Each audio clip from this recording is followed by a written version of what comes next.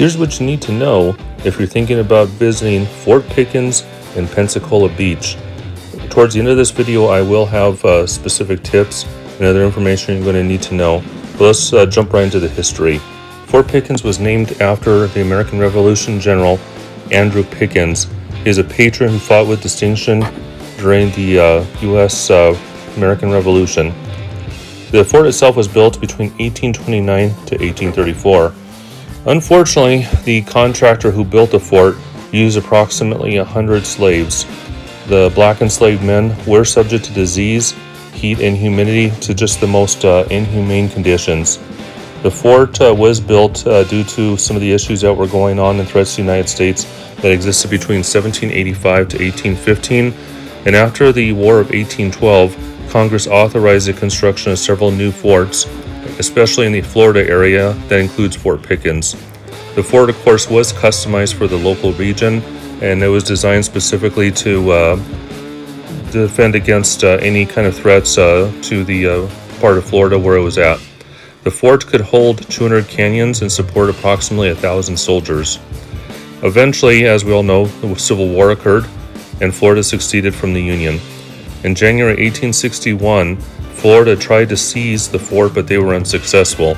Therefore, the fort remained in Union hands as a stronghold through the entire American Civil War. And it continued to be a fort until it was closed in 1947, because after World War II, it was deemed to be obsolete. However, going back to the Civil War, during the Civil War, Fort Pickens was used as a refuge for former slaves, and it became part of the Underground Railroad. In 1864, the 25th United States Colored Troops were assigned to protect the fort. Unfortunately, it took another dark turn again, and in October 1886, Apache prisoners of war were held at Fort Pickens until September of 1886. The most famous of all the prisoners is Geronimo.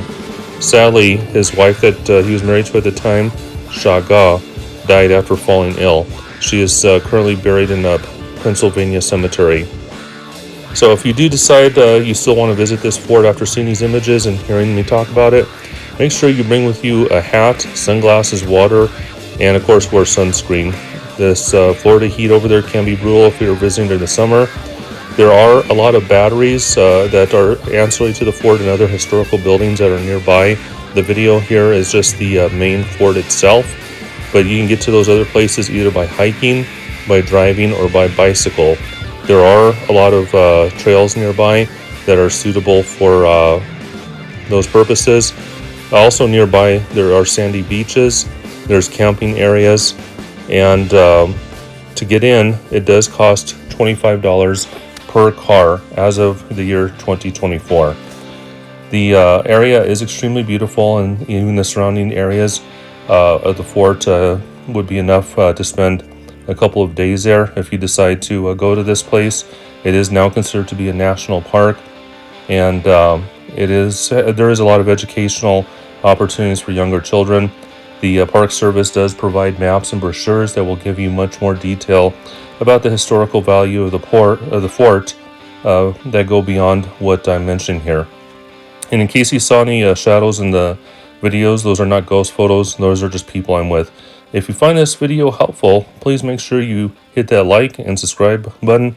This will help me out a lot. I would appreciate if you would do so. Thank you.